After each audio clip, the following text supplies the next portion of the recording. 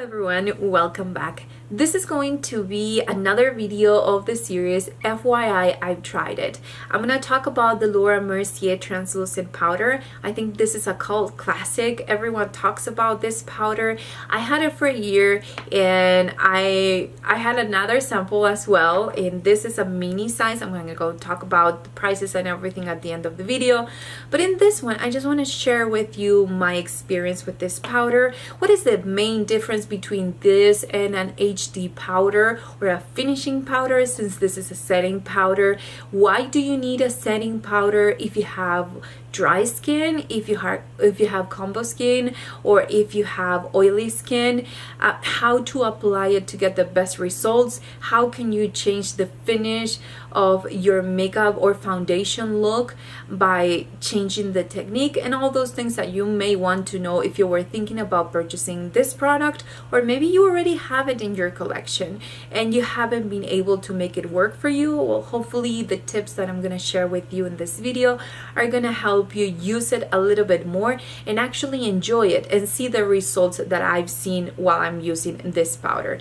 Hopefully by the end of the video, with all the information that I'm about to share with you, this will give you an idea or something to think about if this is worth having in your collection or not. Now let's get started with the basics. This is a setting powder, which means this is the powder that you're gonna apply after you apply your foundation and your concealer. This is not a finishing powder like the Makeup Forever HD powder or the e.l.f. HD powder, or there's from every single brand. No, this is actually the powder that you need to set your foundation in place all day long. This is what it's going to be mixed with your foundation to lock it in your skin and make your makeup look better all day long. Now the finishing powders, you know that you usually apply them on top of your bronzer, of your blush, of your highlighter, and that is to create an effect on your skin. But this one in particular, it's going to set your foundation, it's gonna set your concealer, and it's going to create that base for the rest of the makeup that you're gonna apply as color makeup to your face. Now this is a loose powder. As you can see, it comes in this plastic container. This is a mini size. It comes with a small puff that I lost. I can't really find it right now, but it's really useful puff. And if you buy the full size, the puff, if you lose it, is $15. So I think it's a great idea to keep the puff that comes either with the mini size or with the full size of this powder. Now since it's loose, it's the kind of powder that I wouldn't take with me in my purse to touch up throughout the day, but the idea behind this powder is that it will give you a long-lasting makeup effect. So that means that you don't have to touch up that much if you apply it correctly. So I'm going to go into the application depending on your skin type and how it works for different skin types. Now, if you have dry skin, you're probably thinking, I do not need a powder. I do not need to set my foundation because my skin is dry. So it's going to look cakey and it's going to give me that powdery effect that I don't need because I have dry skin. Well, let me tell you, setting your foundation, it's something that I would recommend regardless of your skin type, because this is a step that it's going to actually set your foundation in place for the rest of the day. If you have dry skin, you're probably going to notice that your foundation, it's going to start to fade if you don't set it. And that's something that is going to happen regardless of your dry skin. So having something that won't emphasize the dryness of your skin, that it will create a soft effect look on your skin, and that is going to set your foundation so it will last longer, it's something that you need even when you have dry skin. Now if you have oily skin, the good news is you have a technique that you can use with this powder so you can set the foundation in place, and it's going to kind of keep all the oils at bay just because of the combination of whatever foundation you're using and this powder, that is going to create a barrier so the oils are not going to come out as soon as if you weren't using this powder. So usually I would say, especially during the summertime, this is the kind of powder that I like to use because it keeps me matte for about 6 hours. So even if I'm outside, if I'm sweating or whatever, you will be able to see that my skin is not as shiny as when I don't use this powder. As far as the application, that is how you're going to determine how it looks on your skin. For example, if you have dry skin, I would recommend you to apply it with a brush, with a taper brush. The one that I use in the demo is the number 79. This is actually a Pro Contour brush by the Sephora collection. I got this in a set and I love this brush for applying my Laura Mercier Translucent Powder. Now basically you're going to take a little bit, tap off the excess, and then going to press and roll on your skin. Now pressing is a really nice way to kind of make the powder go into your skin, but at the same time, since we are not going to buff it into the skin because we need the powder to go in and set the foundation, so then you have to make sure that you are pressing it into the skin, and with a rolling motion you're kind of blending it into your skin as well. We're not going to go with another brush and just go buff it all over because we don't need to do that. That is something that you can do with a finishing powder. But with a setting powder, that is not the right technique if you want to set it in place to make your makeup last longer. So if you were going to just grab a big brush like this one, go into the same powder that I'm talking about and go with this, you're not going to get the same results because the foundation won't have the powder right into the skin, or it's not going to go as deep just because we're just buffing it into the skin. With this technique with the brush, you will be able to see a more natural finish. It's not going to be as matte. So you can use it if you have normal skin and you like more of a natural look, or if you have dry skin, or if you have combo skin. This is a great way to apply this powder, set your foundation, and at the same time, you know, make your makeup last longer. Now, if you have oily skin, then you're going to need the puff. And it's something that you really do need. This technique is actually going to pick up a little bit more product, and it's going to go a little bit more deep in a different way with the puff. So what you're going to do is pick up the powder, just kind of roll it, make it like a taco kind of way, and then press it into the skin, and we're just also going to roll it. That way we're applying it and blend it at the same time.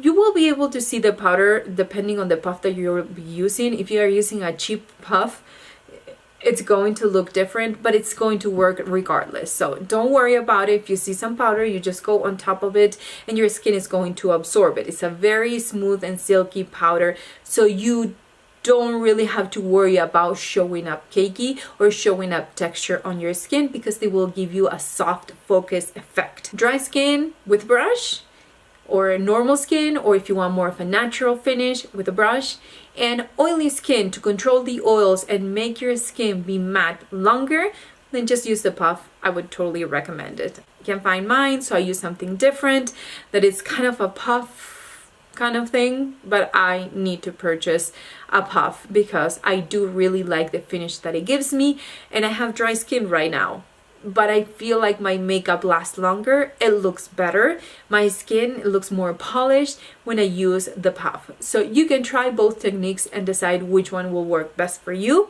Or if you have dry skin, you can use the puff and then use a little bit of a setting spray on top to create more of a natural effect or natural finish. Some other things that you should keep in mind that they claim and are actually true. I think I already touched up on, you know, how it's not going to look cakey, that it won't add texture to your skin. Even if you have dry skin or if you have oily skin with acne, it's actually not going to create any kind of texture. It's going to absorb the oils that you have on your skin, so you don't look that shiny throughout the day and your makeup lasts longer. It also won't give you any kind of flashback, so don't worry about that. This is not the HD kind of powder that will give a flashback on pictures, so you can use this for a party, you know, going out at night, going with friends, taking pictures. This is going to give you the soft focus effect to your skin without having any kind of flashback. Will also help you blurring the fine lines and imperfection, and that is the kind of thing that I like, especially for my under eye. You can set your under eye with this powder. I usually just go with a crease brush. The one that I use in this demo is the number 10 Pro Crease by Sephora, and basically I press it and do the same thing, just blend it. That way my concealer is going to be locked with this setting powder and it's going to last longer. Now you can try it if you want. I did try this and I realized how much I need this in my under eye area, but you can set the entire face and not set your concealer area, and you will see how the concealer is going to start to break down, you know, at the end of the day, and how the rest of your makeup will look, you know, really nice. So you will be able to tell the difference if you don't use this in your under eye area.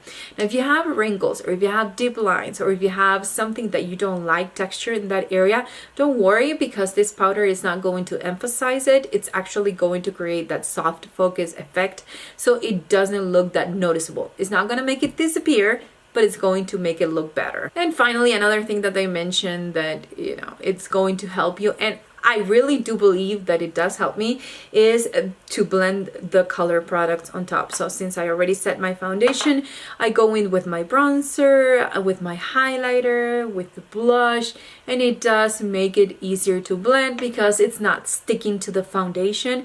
It's actually gliding on top of the combination of my foundation and this setting powder. It comes in 2 different sizes. I have the mini one, as I mentioned, and this retails for $23, but it comes in just one color.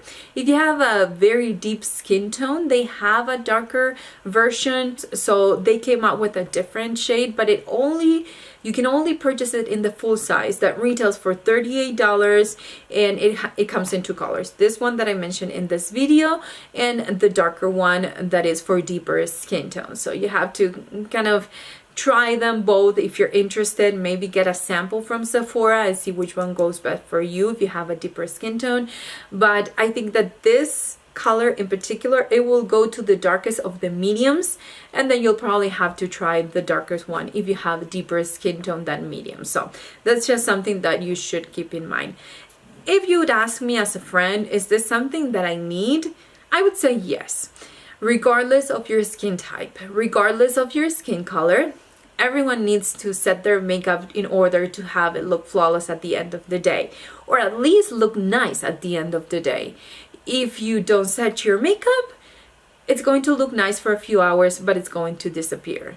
So this is the kind of product that is going to help your makeup last longer, that is going to help your makeup look more professional, better blended, and it's going to be noticeable. After you start using this product for a while, you will be able to see a difference.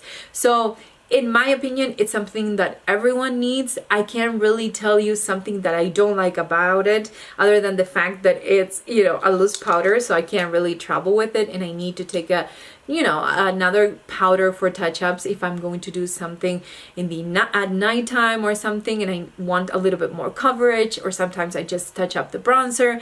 You know, it's not going to be that purse-friendly kind of powder. That is the only thing that I can say. But they have a powder, a pressed powder from Laura Mercier, that it's something that I want to try to see if I can touch up with it, and it's probably something that I'm going to order pretty soon. So stay tuned for that. But other than that, I think this is a great investment. I know it's $38, but if it's going to make your makeup last longer, if that's what you're looking for, this is the kind of product that you're going to need. If you have really crappy foundations as far as the lasting power, then this is a great solution to finish those foundations.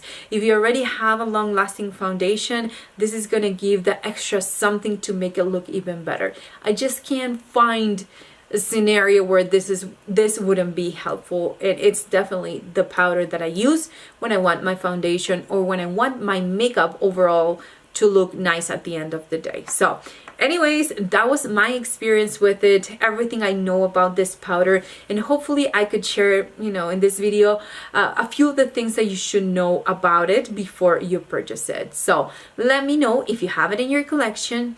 the technique that you use, if you like it, if you don't like it. I would love to know your experience with it.